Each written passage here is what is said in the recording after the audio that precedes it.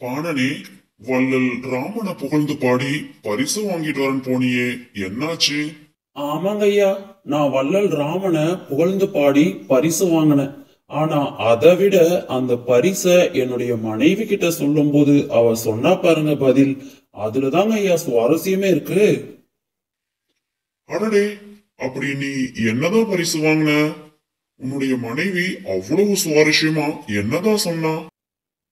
ஐயா, நான் என்ன பரிசு வாங்கினேன்னு உங்களுக்கு கடைசியா சொல்றேன். முதல்ல நான் வாங்கின பரிச வேற வேற வார்த்தையை பயன்படுத்தி என்னுடைய மனைவி கிட்ட சொன்னதையும் அவ அதுக்கு என்ன சொன்னா அப்படிங்கறதையும் சொல்லிட்டு கடைசியா நான் என்ன பரிசு வாங்கினேங்கிறத உங்களுக்கு சொல்றேன். சரிங்களா ஐயா? சரிப்பானா, அப்படியே ஆகட்டும், சொல்லு.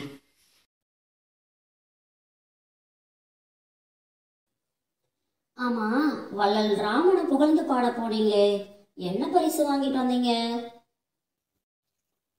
ஓ, அதுவா, கலபம். கலபமா? ஒருவேளை சந்தனமா இருக்குமோ? அப்படின்னா உடல் முழுசா பூசிக்கோங்க. இல்ல இல்ல, மாதங்கம். மாதங்கமா? ஒருவேளை அதிக அளவிலான பொன் நகைகளா இருக்குமோ? அடடே, ரொம்ப அருமைங்க.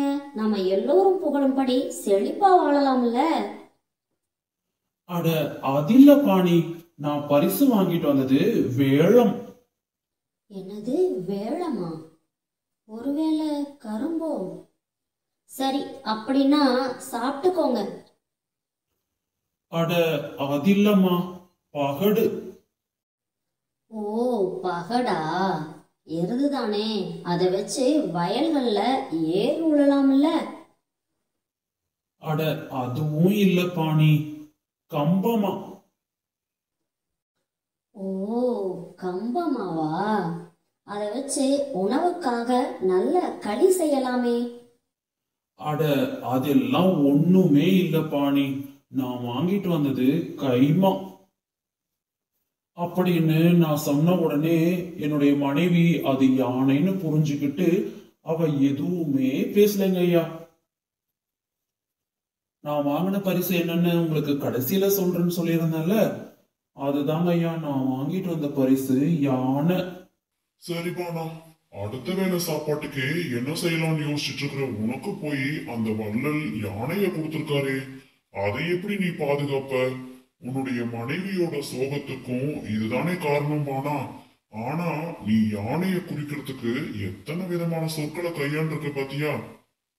கலபம், மாதங்கம், வேளம், பகடு, கம்பமா, கைமா. அடடா, தமிழ்ல ஒரு பொருளை குறிக்கிறதுக்கு இத்தனை சொற்களா? உன்னை நினைச்சும் ஆச்சரியமா இருக்கு, தமிழ நினைச்சு வியப்பா புல்லரிக்குதியா. ஆமாங்க ஐயா, தமிழ்ல இத்தனை சிறப்புகள் இருக்கு. பாணனாகிய நான் வள்ளல் ராமனை புகழ்ந்து பாடி பரிசு வாங்கிட்டு வந்ததையும் அத பாணி கேட்கும் போது நான் சொன்னதையும் அந்தகத்தவி வீரராகவ முதலியார் பாட்டாவே எழுதியிருக்காரு. அதை சொல்றேன், கேக்குறீங்களா?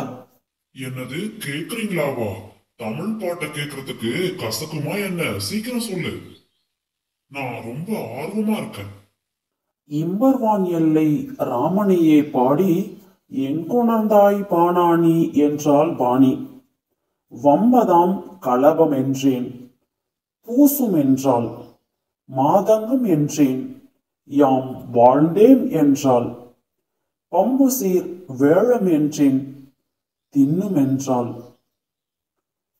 பகடென்றேன், உழுமென்றால், பழனந்தன்னை கம்பமா என்றேன், நல் களியாம் என்றால், கைமா என்றேன், சும்மா கலங்கினாலே. இது தங்கையா அந்த பாடல். அருமை பானா, மிக்க மகிழ்ச்சி. நம்மளுடைய தமிழ் மொழியில இந்த மாதிரி எண்ணற்ற பாடல்கள் கொட்டி கிடக்கு. மக்களும் நிறைய பேர் தமிழ் ஆர்வலர்களாக இருக்காங்க.